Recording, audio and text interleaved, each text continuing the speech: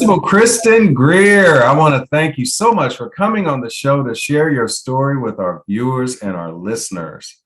Could you please tell us what's going on in your life in your K-12 career right now? Well, thank you so much, Dr. Williams, for having me. I'm excited to be part of your show. Currently, I just closed out the school year yesterday. So I am super excited. Yep, exactly. Closing out the school year, I hail from Chicago, currently working in a school in Brooklyn, New York. And it's a charter high school. It's an alternative charter high school. Okay. And I'm excited because right now is the opportunity. I love the closing, but I also know we're preparing for the beginning again. And it always speaks to a story in my personal life. And so I'm excited for that. I am also a consultant and a speaker and an author. And so, and now I'm back in school. So I'll be spending my summer just focusing on releasing a book and working in school. And also I've been connected with some amazing opportunities and to help strategize with some districts and some networks. And so I'm really looking forward to working with other schools and school leaders and hopefully planning a leadership. So I started a leadership academy a couple of years ago, and people have been asking about if I would do it again. And I'm excited to do it again. It's for new and emerging leaders, and it's just a coaching opportunity through individualized coaching and group coaching to really prepare new and emerging leaders for the year ahead. Nice. And I'll probably, start that work very soon. So that is super cool. Man, you have a lot going on, and that's really cool. I mean, that's a lot to unpack for us. I'm very thankful. No, that's really, really great. So you're at a charter high school in Brooklyn, New York, but you're a Midwest girl. You're from Chicago. From the Chi. From the Chi. So how does someone from Chicago, Illinois, end up in Brooklyn, New York? Well, if you want my truth, it's all God. But okay. I am a woman of faith, and I will definitely tell you, first and foremost, I believe that this was divine for me to be here. But let me give you a little bit of that story. So I kind of got bamboozled into education, and I'm sure many people listening probably feel the same way, but I'll tell you how. So at about age 21, I was graduating from college in the Midwest. I went to school in Michigan, and I actually went to school for theater. And I was excited. I actually moved to the West Coast during my junior year to determine if I would move to LA after my senior year. Decided that was not the right fit for me. Okay. And knew that New York was the place that I wanted to be. So I was preparing myself for New York, did a showcase in New York, stayed in Brooklyn at the time. Okay. Super excited. I'm like, I'm moving to New York. I get back, I graduate. I get back home, my parents look at me and they say, well, who's going to pay for your apartment in New York? I'm like, you. And they say, absolutely not. So you're going to have to get a job and you're going to have to, do what you need to do. And at the time, I had opened up a nonprofit, a performing arts company, which was, I guess, my first school for ages 5 and up. We went all the way up from 5 to like 55 years old. And I really wanted to bring the arts into the inner city. Okay. And specifically because I felt like our communities were rich and full of artistic talent and just wonderful capabilities. But yet there may have been some inequities around their abilities to reach higher levels and platforms in the arts. And so my main focus was to train artists as professionals and people deemed to be amateurs and to give them showcase opportunities. And so I was doing that while I was a junior and senior in college. And I was going from Michigan back to Chicago. And at the end of my senior year, once I graduated, I'm like, I want to put my full force into the company. And that company began to just continue to grow. And we were traveling and touring, and I was doing showcases at DePaul University, and it's escaping me, but the McCormick Center and things like that. Sure. And that began to just grow. And my dad, who I absolutely love, he looked at me, he said, okay, you got to get a real job. Nonprofit means no profit. Yeah. And in my mind, just having this servant heart, just like wanting to see this happen. I wasn't really thinking in that way, but I started to look for a job, and I started to do acting gigs, and got connected to a couple of shows, was super excited about that. And then the entire industry in Chicago went on hiatus. Oh, wow. And for me, that was a new term. That was just a new experience, because that meant that everything was just kind of on a break, very similar to education, a summer break. And this pressure of, I got to get a job, I have to, build up my income to move to New York, was just luring and looming over me. And my cousin said, well, listen, and my cousin is a producer in the entertainment industry. And she said, look, there is a way you can get money quickly, but listen to me very closely. They will suck you in. And I'm just keeping it real with everybody listening. Yeah, she forewarned. Listen, sign up to be a substitute teacher. Yeah. They will suck you into education. So I said, okay, I'll do it. When I tell you I signed up that day, it was the most simplest process that I probably could have ever imagined. Yeah. I called a school. I called a list of schools. I started from A onward, and someone had recommended starting with charter schools. So I started. By the time I got to B, they said, "Can you come in right now?" Wow. And I was just like, "Yeah, I can come in right now." Yeah. Like an hour to get dressed, And I got dressed and I went, and they loved it the first day. And they said, "Can you stay for this teacher's maternity leave?" Wow. And it was like kindergarten. And I was like, sure, And of course, just being very young at that point, I was just being honest, like, okay, this should be easy. I've been around children all my life. Mm-hmm. And then I got picked up at another school. Someone else heard that I was doing this, and that school asked me to be a 5th grade teacher. Okay. And then I they consolidated both 5th grade classrooms. I was the only teacher in the class. Wow. And they told me that these students, they just needed me to get them orderly. They're like, all we care about is their behavior. And I was like, oh, that's easy. So they turned around, and I was like, thank you for turning it around. Now we're going to split the class back up and hire 2 teachers. And I was like, okay. And it was like, we're going to thank you so much. So I'm like, all right. So it's kind of like a gig, in my mind. I'm like, all right, well, let me go back to my normal living. Sure. And at that point, I was used to the income. Right. Yeah. And they called me back over their spring break, and they said, we have a permanent position for you for the rest of the school year. Would you be interested? I said, yes, I would be, because I really enjoy working with the kids. And I brought the arts into the classroom, and it made it very engaging for students. I didn't even know that word at the time, engagement, but we were having a good time, Sure. And I taught this 6th grade class, and by the end of the year, they offered me a contract for the next year. And then I stayed on the next year, and then I stayed on the next year. And the next thing you know, I'm looping with kids. And next thing you know, I had to go back to school to get my teaching cert and all of that, and then became the teacher of the year within the network. And then now they're asking, for me to mentor teachers. And I look up and I'm like, wait, this was not my plan, And I had a moment, where I had to make a decision. Will I continue to do this, or will I forsake this? And I prayed in my heart, and I knew that this was what I was supposed to do. That's just what led me into education.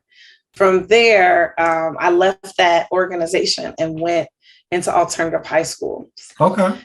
And I've worked at a middle college in Chicago. So our students were graduating with high school diplomas and college credits. Sure.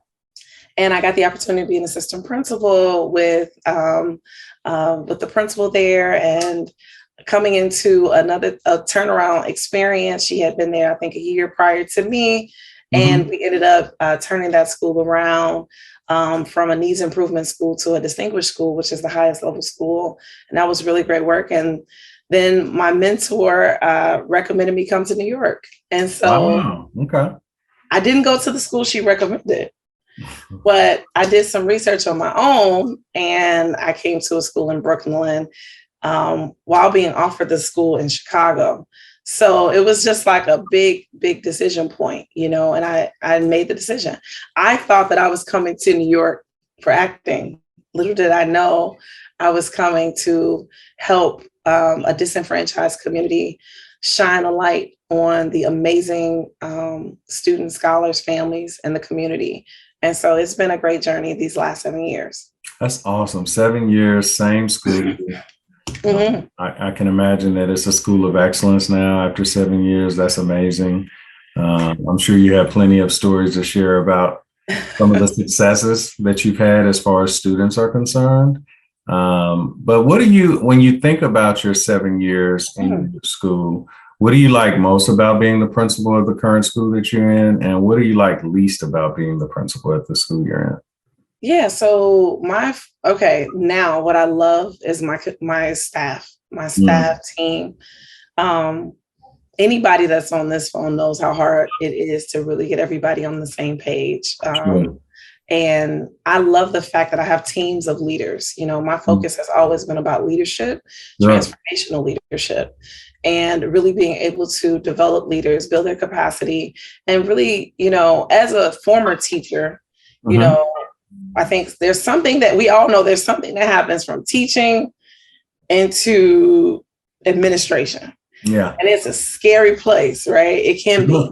And I never wanted to be that. I consider myself, and I'm told I'm an unconventional educator, leader. And I don't want my staff, feeling like this us versus them culture. And so it has been a 7-year journey to really, of course, everything we hear about good to great, all right, from John Maxwell. I study a lot with John Maxwell, Craig Rochelle, just different leaders and leadership strategies, and really want to focus on culture. Oftentimes, yes, it is students first, right?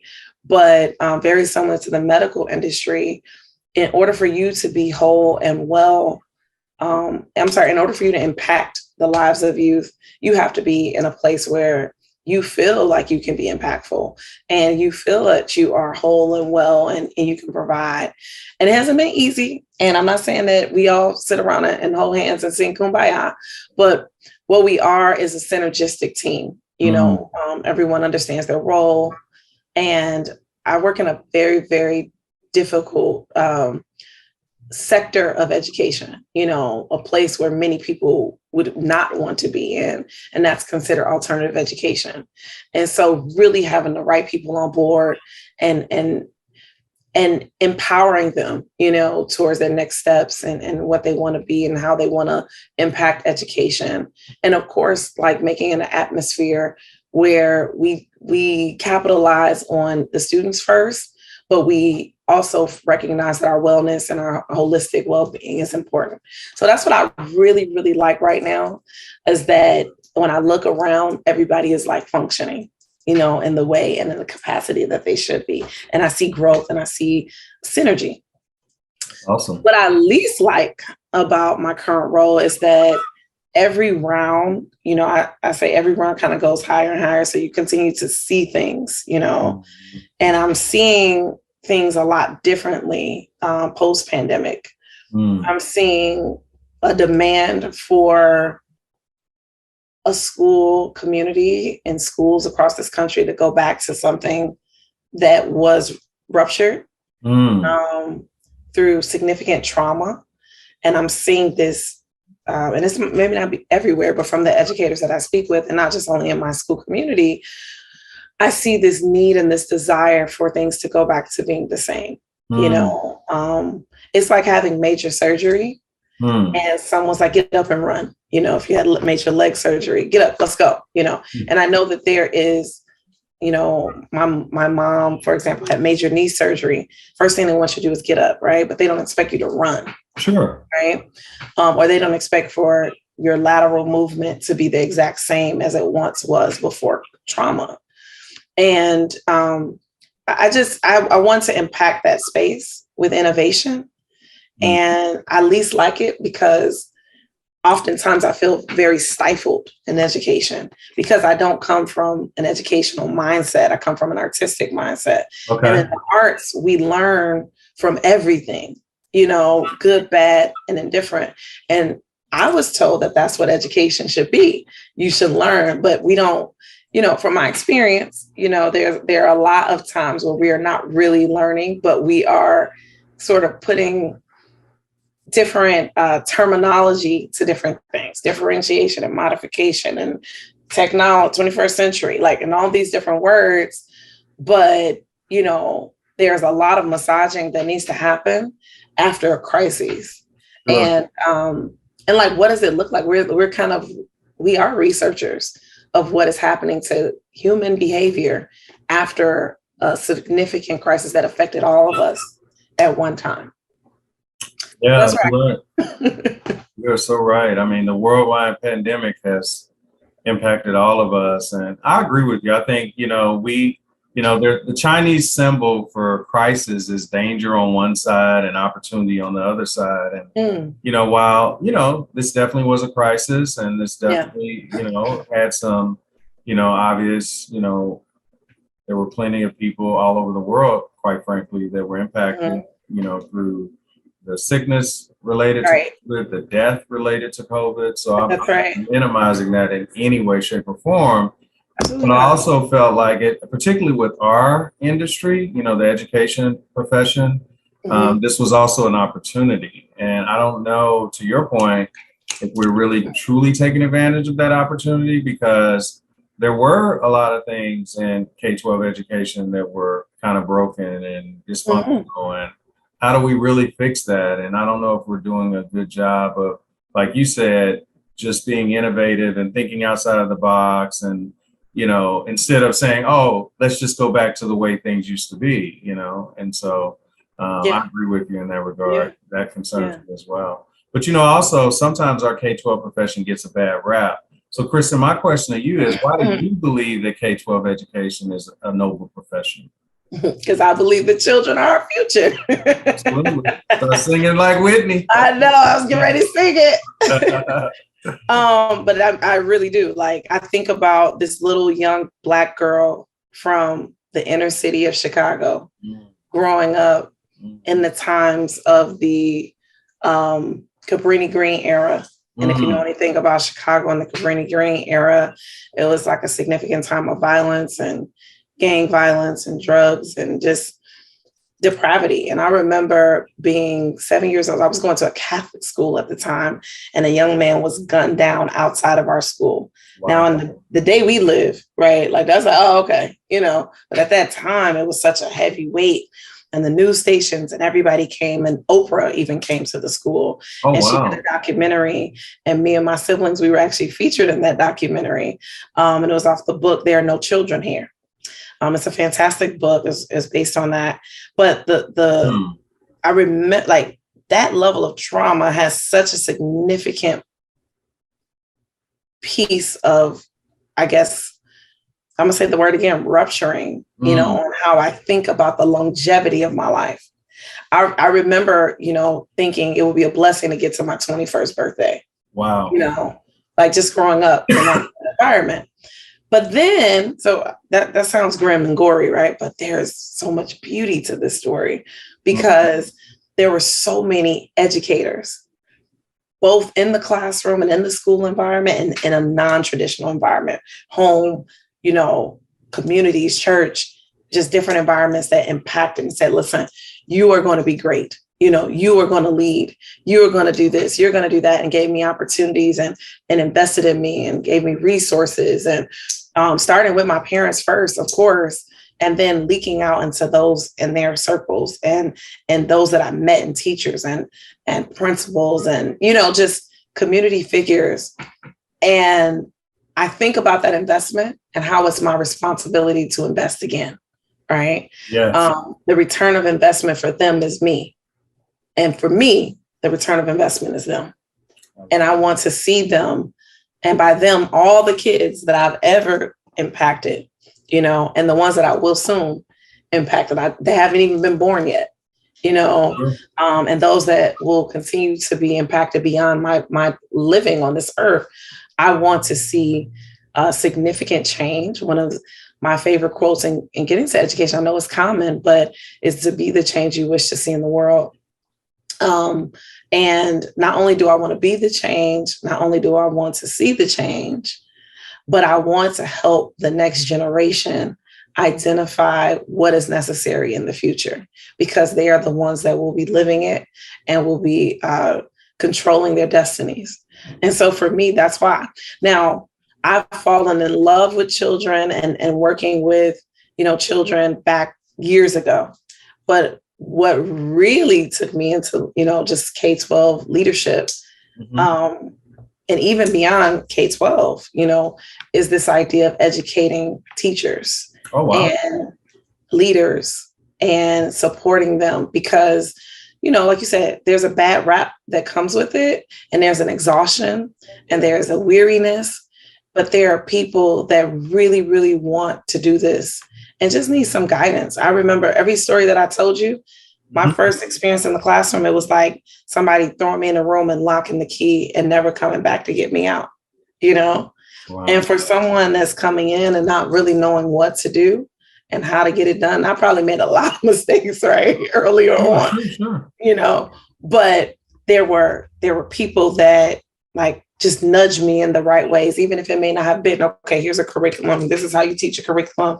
But I have fallen in love with the way we can teach this next generation, and they keep evolving, right? And so posturing myself as a learner first with learners makes it even the more exciting, because we get to just continue to learn, continue to grow, continue to make changes and impact. I love that. That is so good.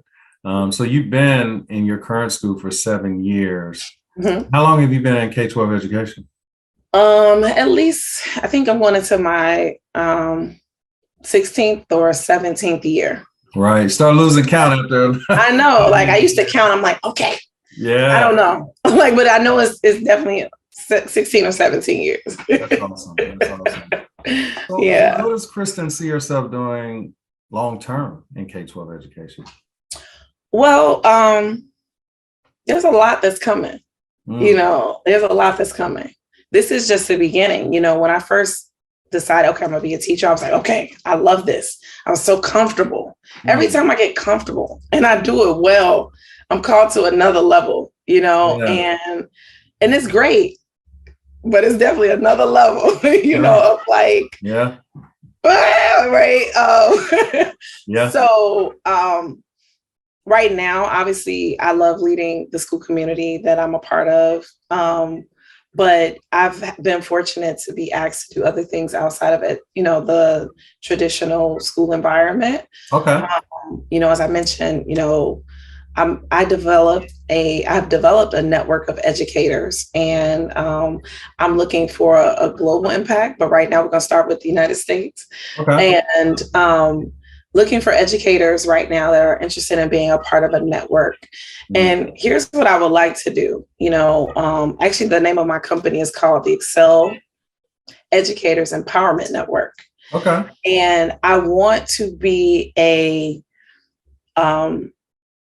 wellness center for educators. And I don't mean just SEL or wellness only. I mean for the educator, like a hub across every state where you can tap in, like you can kind of come in and get what you need, whether that's coaching, support, resources, tools, but in each state, because each state has its own territorial jurisdictions and different things like that.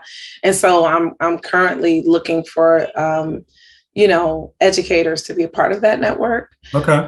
And so we will be hosting some conferences. There'll be some awesome things happening in the near future. Okay. I'm charter bred, but I'm not necessarily only for charters, right? I'm not one of those like only charter people. I'm for everybody in education, private, public. It doesn't matter to me because we're all doing the same work. But Right. because I've been in alternative education for the last 10 years, I really, really want to have a platform within alternative education that allows alternative educators to connect. It can feel like a forgotten sect of the educational industry. And that's important. Then there's, of course, curriculum coming down the line, some books and just some other things. And obviously I'm doing research right now as I complete my doctorate degree. And just, just looking into innovative school designs and, how can we best do what we talked about, that find that space of opportunity and maximize that across this country and beyond. So there's some great things coming up, and it's starting, of course, within the community that I serve, but it expands out into others. I've been fortunate to be asked to provide strategies to different school boards, and looking forward to doing some strategy, becoming a strategist with different school leadership and beyond, for those that are listening and things like that. Like there's definitely work in the classroom, but then there's also some additional things that take place to keep a school functioning and running that I think are pertinent. So it's a lot happening, but as long as I continue to get breath, I will continue to advocate for the disenfranchised. I will continue to be a champion of education for disenfranchised communities. That is super awesome. And you have a lot on your plate. Soon to be Dr. Kristin Greer. I love that. Yeah, just keep doing your thing. We're definitely fortunate as a K-12 community to have leaders like yourself. Kristin, if you had to do it all over again, would you still have made the decision to become a K-12 educator, given your art background and what you originally had planned to do with your life? Absolutely. Absolutely. I would do it. I would, now that I know like where I am and where I'm going, I would have not complained. I would not wasted as much time, trying to understand how this all works. I would have jumped in differently. But I think my naivete helped me because I didn't understand a lot of things earlier on. But I would do it over and over and over again. That's awesome. Well, Kristin, I want to take the time to honor you and acknowledge you for all the work that you've done in the school communities that you've worked with over the last 16 years. I started this show to really showcase and highlight people like yourself that are doing such great work across our country and, quite frankly, across the world. So I definitely want to honor you for all the good work that you have done and that you will continue to do in the future. So thank you. Thank you so much. And thank you for having me. And thank you for just listening, those that are listening. I really appreciate it. K-12 educators, let's keep it going. Let's keep the fire hot and let's continue to be inspired. I really appreciate this opportunity to come on your show. Yeah, you're so welcome. And, I want to thank you for coming on the show because, it's amazing that so many great educators like yourself are so open and transparent about your journey.